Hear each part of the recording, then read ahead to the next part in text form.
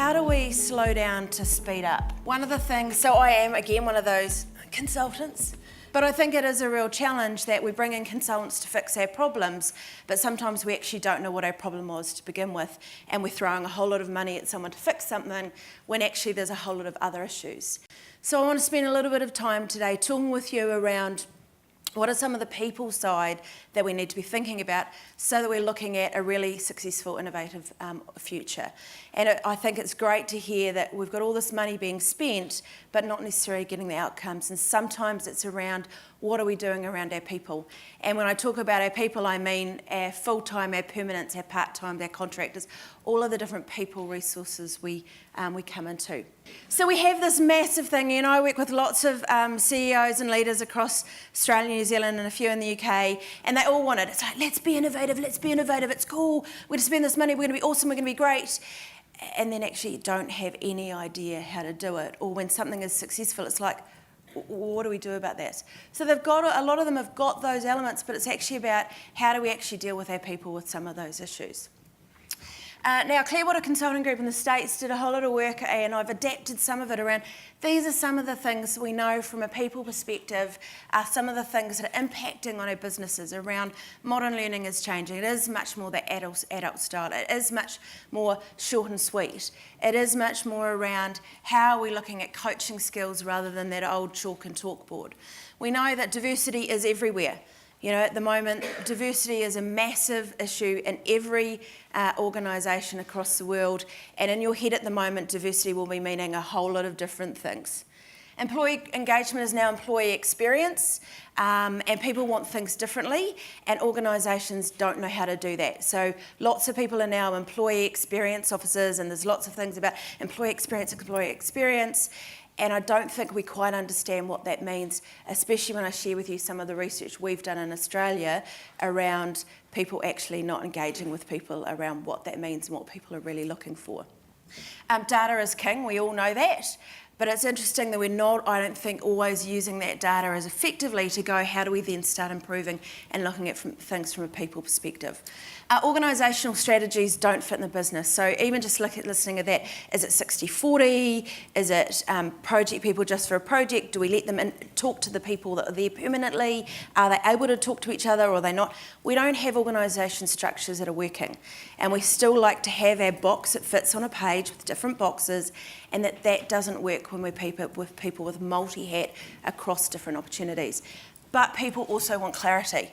So we want innovation, but people also want clarity, and how do we balance that? We also talk about team, and we understand the importance of having important teams, but when you've got a 12-week, are they a team or are they just a group of people working on a project together? The new innovative platforms, so you know, a lot of the work that we do at Chandler is around recruiting, assessing, developing, all of those things.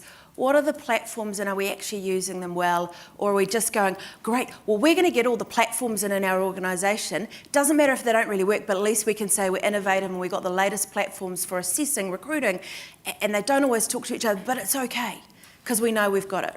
Are we making the most of that? And what I say, slowing down, making sure we're picking the right tools to actually accelerate to get where we want to be, rather than just rushing in because someone said it would be a great idea if we had this platform. We know how much our iPhones are stuck to us. I actually have 3, which sounds a little bit excessive. I can talk about the break and why. What's happening with our screen time versus face time, and especially what's happening around our workplace wellbeing. As we're asking people to do more, as more available, as we know the science of what's happening to our young people about the amount of screen time, and we want to be innovative and be faster, what's actually happening to how we're able to connect and communicate with each other. And there's some massive challenges there that we know that screen addiction lights up the brain exactly the same as drug addiction. So we want people to be agile and be able to use technology, but are we also thinking about workplace wellbeing? And we know the impact that is now starting to have for mental health in Australia, let alone the whole world. So we at Chandler Macleod did some research last year and actually went out and spoke to over 2,000 employers and leaders around what's actually happening in the way of leadership. What is actually happening when we're looking from an Australian perspective in the workplace? If we're trying to be more innovative, what's happening with leadership? And this is what the 10 insights that we got from that piece of research last year, was that leaders are not often aware of their employees' concerns. 1 in 3 employees don't talk to their leaders. So I'm not just talking about that senior leaders, because I think when I'll talk a little bit later around, we actually need to be seeing as leadership as a whole, a lot of people around, who is the person that you're reporting to? Who is connecting with our people? But 1 in 3 feeling like they're not being heard. 20% would talk to colleagues. That's leaving an awful lot of people that won't talk to anyone. Isolating, starting to increase our concerns. We know that almost 10% of people will actually walk without actually even raising it. That people don't feel that they're able to actually raise some of the concerns if there is a problem. Gen X are most likely 52% to have left a job due to problems with the leader. And if we're looking at the rest of them, it's around 45%. Some of you in the room will have done this yourself. There's some noddings. Gen Z are likely to avoid confrontation. And it's an interesting one because it may be that confrontation, and it might actually be, how do I know if I'm doing my job right? I don't want to ask. So confrontation may not be, if you from a leader perspective may not see it as a massive thing, but it is starting to be a challenge. My key one in this list is this one. Leaders may be missing essential change management skills. If you've seen my title is around, I'm the GM of Career and Change. I think we do change incredibly poorly. I don't think we engage with people around where we're going, how we're getting there, how we're going on that track, and when we've got there, how we're then going to sustain it.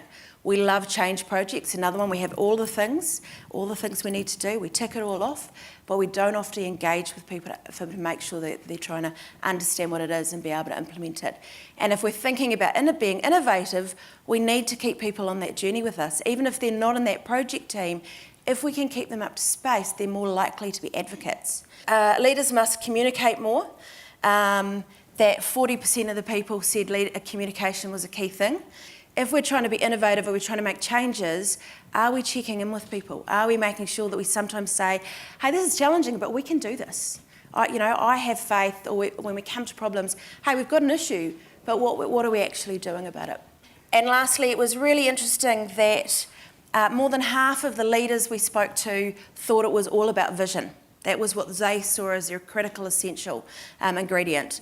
Whereas employees, it was matched between, they wanted that vision or that clarity of purpose, but they also wanted their leaders to understand their issues.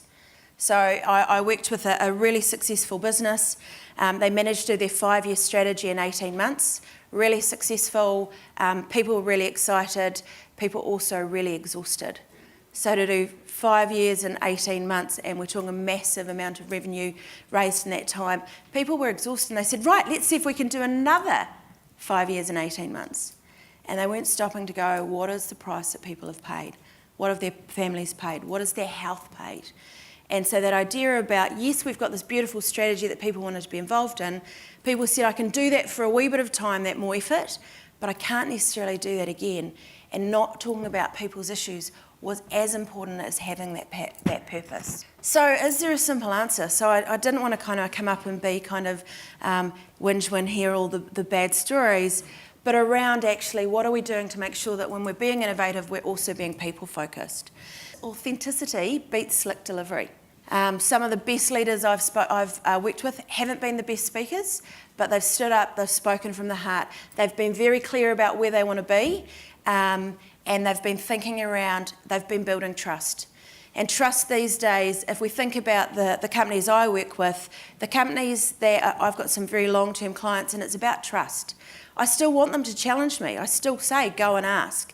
But it's about building that partnership around where we do challenge each other and look at what are some of the opportunities. Around how do we make sure we're also having authentic communication as a top priority? How are we communicating with people? And communicating is not just, an email that goes out. Trend 2 was show them how, don't tell them how. So very much that learn than do.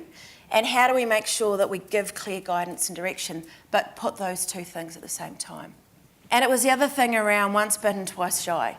Around if people have had previous leadership concerns and we've pushed people too far and we haven't been able to address them, then people are not likely to actually raise those issues.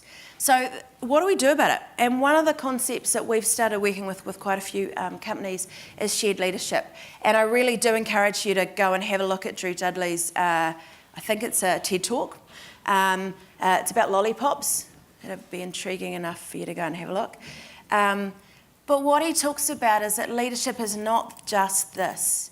And if we're truly wanting to be innovative, then we need to be able to see that leadership can come from every level.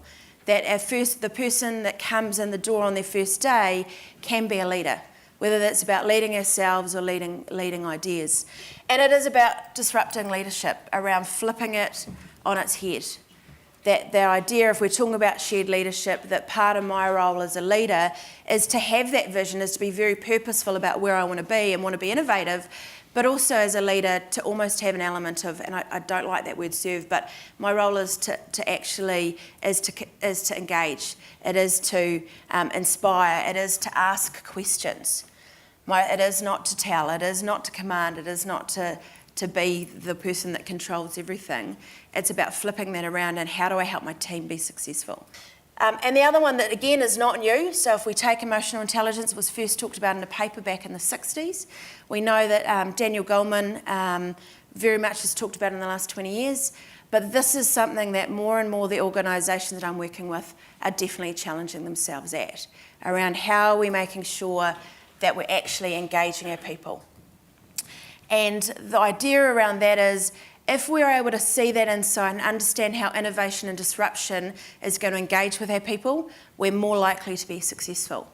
So wrapping up, as an organisation, we need to think about going deeper. How are we assessing our leaders for values, authenticity and trustworthiness as well as leadership? How are we being real? How are we removing all the roadblocks to open and honest communication and feedback? And that feedback is how are we doing that on a daily basis, not just every quarter or every 6 years with that nice bit of paper. How are we driving leadership accountability? And one of the things that I'm seeing more and more is where often accountability is on our sales or our technical piece, not just also about our people stuff. Mobilising our networks, strengthening our relationship with HR and our people leaders so that we're actually having a holistic view on how we're getting the best out of people. Looking to the future and striving for variety in both what we're doing, how we're doing and how we're engaging. And as a leader, being authentic, which sometimes means putting your hand up when you've stuffed up.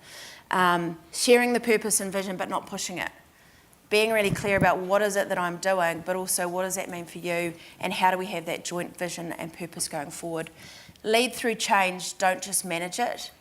And use EI. How do we increase our awareness of the impact of disruption and innovation on your people on an individual level as well as an organisation? And I really just want to leave you with John Quincy Adams, who said, if your actions inspire others to dream more, learn more, do more and become more, you are a leader.